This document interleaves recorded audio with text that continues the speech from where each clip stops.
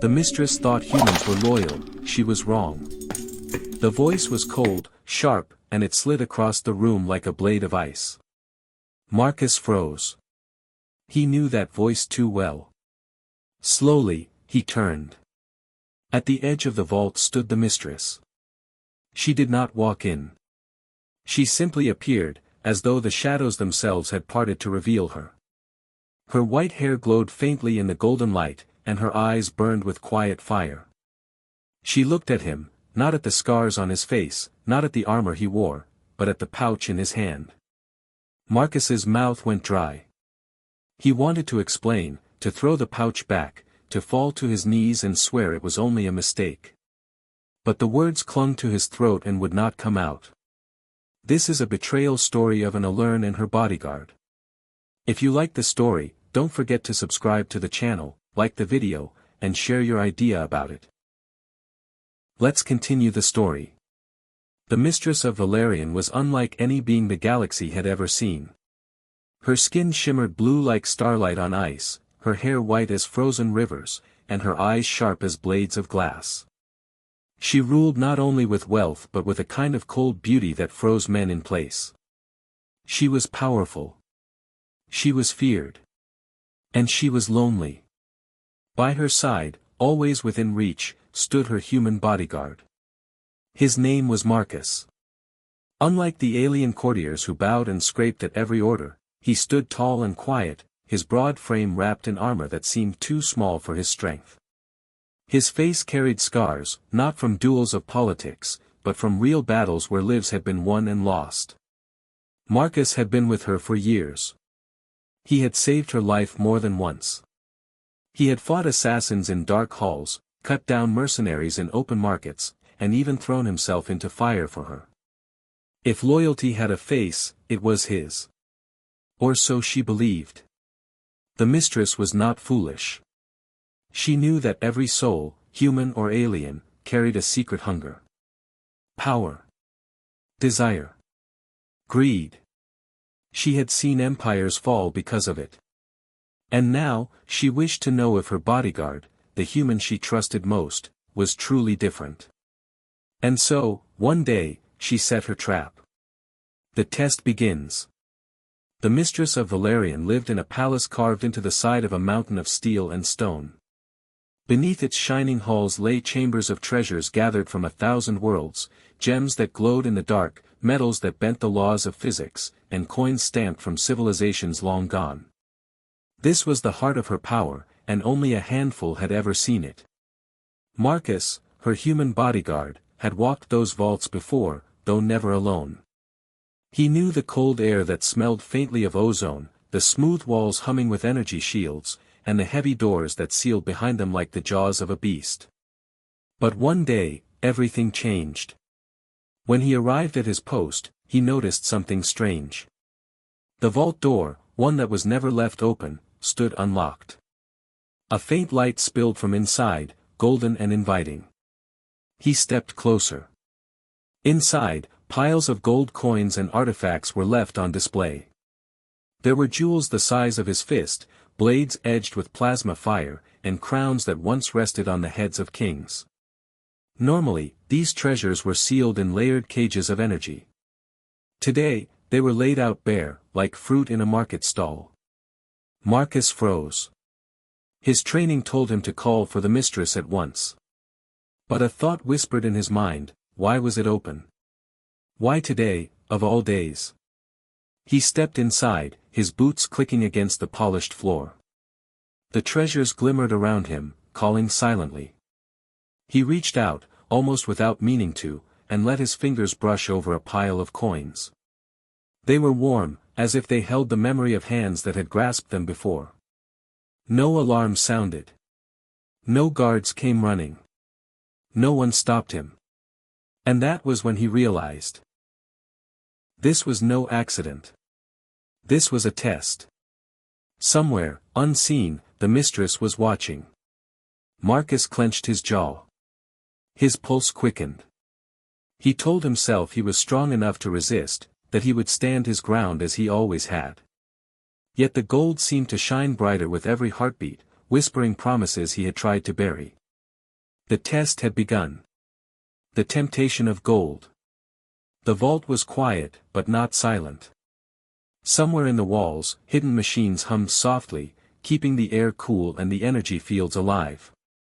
Marcus could hear his own breathing, now heavier, and the steady beat of his heart, like distant drums. The gold sat in piles that looked almost alive. Coins caught the light and threw it back at him in flashes, like sparks leaping from a fire. Gemstones glowed in colors he had no names for. A carved dagger, its hilt bound with scales of some alien beast, seemed to pulse faintly, as if eager for a hand to claim it. Marcus tried to steady himself. "It's a test," he told his mind. "She wants to see if you are strong enough. Don't touch anything. Walk away." But another voice rose inside him, quieter but sharper. "What does she know of your struggles? What does she know of the hunger that men like you carry?" Marcus had never been wealthy. On Earth, before the Mistress found him, he had been just another soldier scraping by. His family lived in the ruins of old cities, where children begged in the dust and the strong took what they pleased. Gold like this could have lifted them out of misery forever. He remembered his sister's thin face, her tired eyes. He remembered his mother coughing in a crumbling house with no medicine. What good was loyalty to an alien queen when the people he loved lived in shadows? His hands curled into fists. He stepped closer. There, near the edge of the table, lay a small pouch, stuffed with coins that glimmered like captured suns. It was not the largest treasure, not the most valuable. But it was easy to carry. Easy to hide. His throat tightened. He reached out. His fingertips brushed the fabric of the pouch. Still, no alarms. No sound of guards rushing in. Only silence, thick and suffocating. "Take it," the whisper in his mind urged. "Take it, and no one will know." He lifted the pouch. The weight of it pulled against his arm, heavy and real.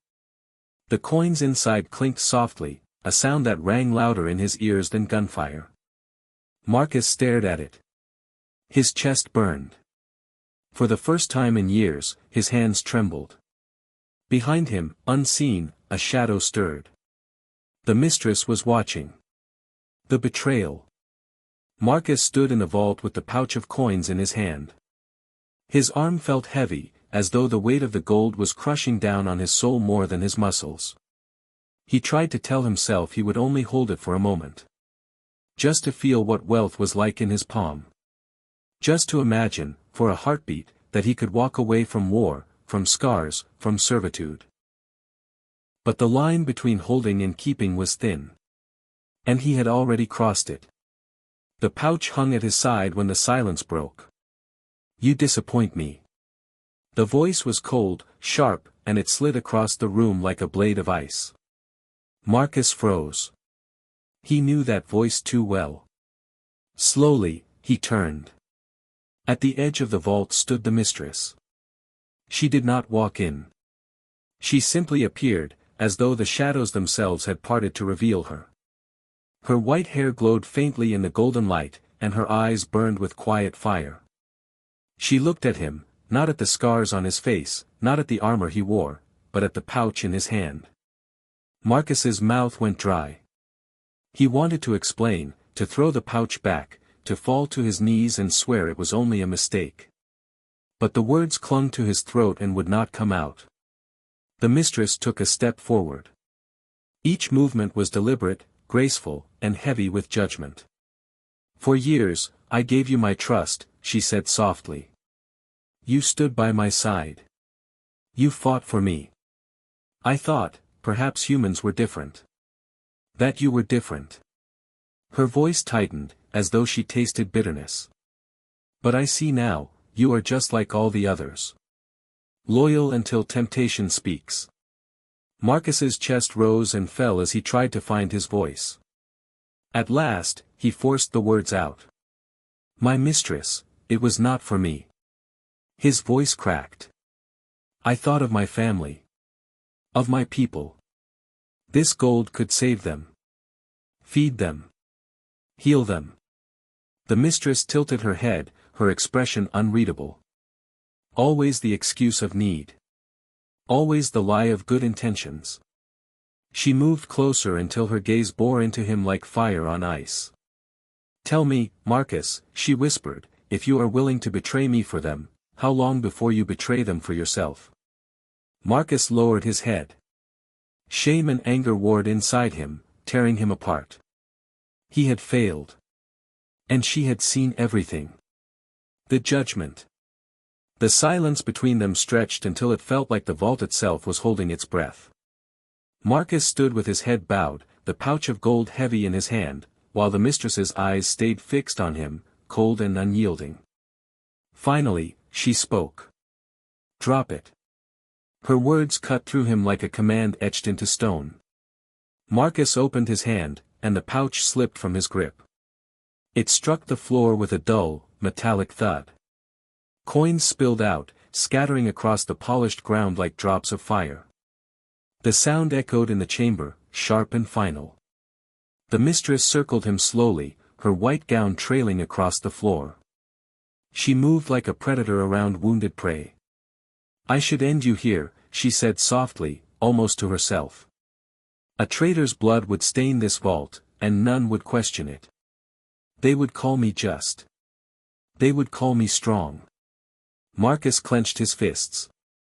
He had faced death 100 times in battle, but this was different. Dying by her hand felt heavier, more personal.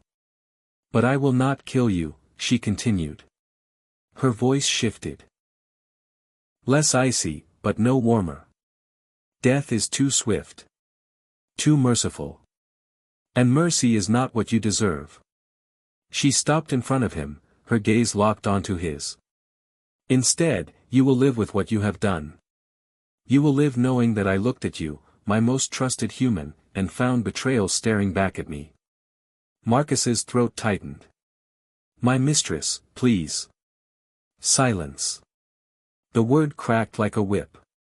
She raised her hand, and with a flick of her fingers, the vault's walls shimmered. Hidden projectors hummed to life, casting holographic images all around them, scenes of Marcus taking the pouch, of him holding it in his trembling hands. Every detail had been captured. This, she said, gesturing to the floating images, is your true self. And now it will not belong to you alone. His eyes widened. No. Yes. Her tone was calm, almost cruel in its steadiness. I will keep this record. A reminder. A leash. From this moment, you do not serve me out of loyalty, Marcus. You serve me because you are bound by shame. You are mine, not because you chose to be, but because you cannot escape the weight of what you have done. Marcus felt the world closing in on him.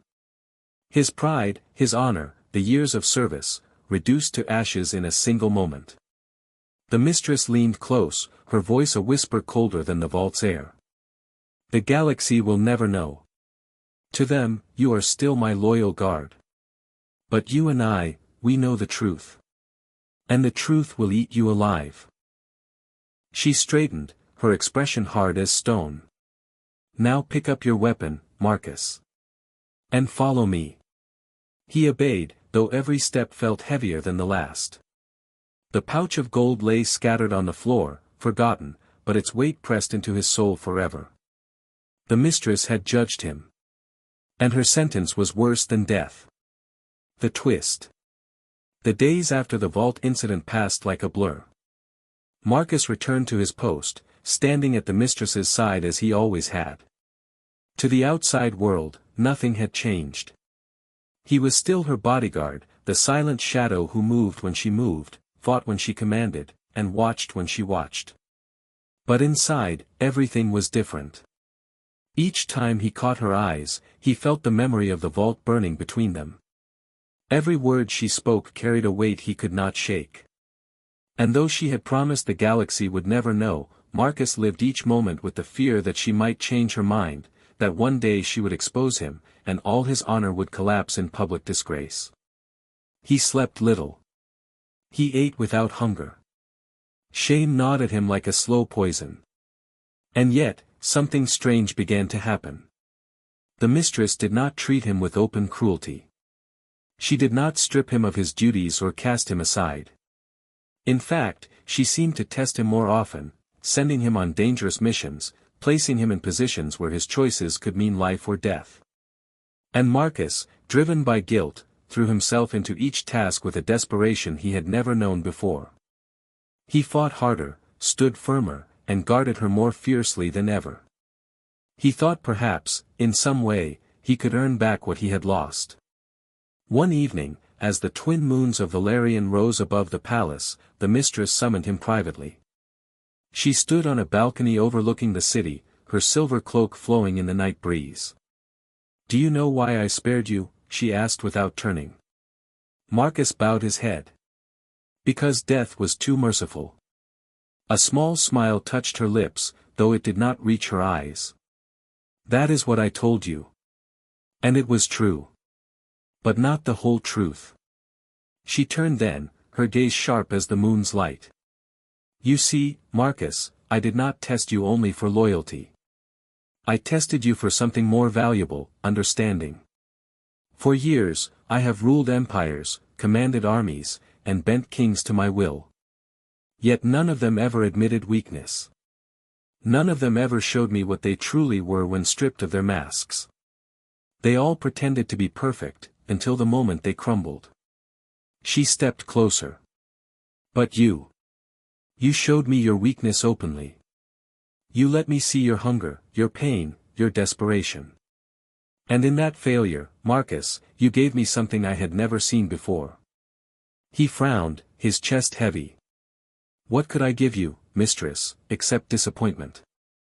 Her eyes softened, just for a breath. "Truth." The word hung in the air between them, heavy and fragile. Marcus's breath caught. For the first time since the vault, he looked at her not with fear, but with a strange, uncertain clarity. "You think me broken," he said slowly. "I think you're human," she replied. And for the first time, the mistress of Valerian smiled, not the cold smile of a ruler, but the faintest curve of someone who had seen something worth keeping. But as quickly as it appeared, it was gone. Her expression hardened, her voice returning to the steel he knew so well. "Do not mistake me, Marcus. You are still bound to me. Your shame is still your leash. But know this, your failure did not end you. It gave you a place no one else has ever had." She turned back toward the city, the lights of the alien towers reflecting in her eyes.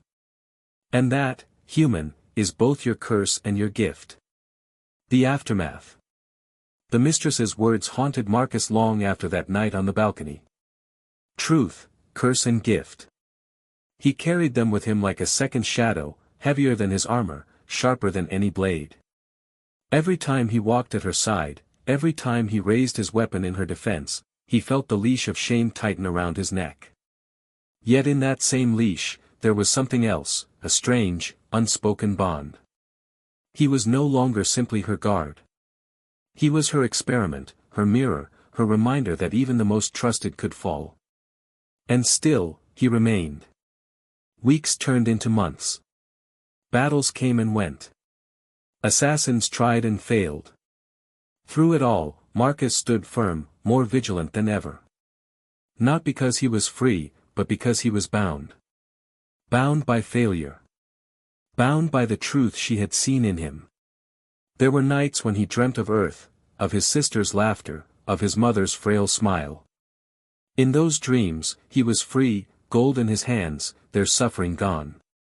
But in the morning, when the palace lights rose, he woke to the chains of reality.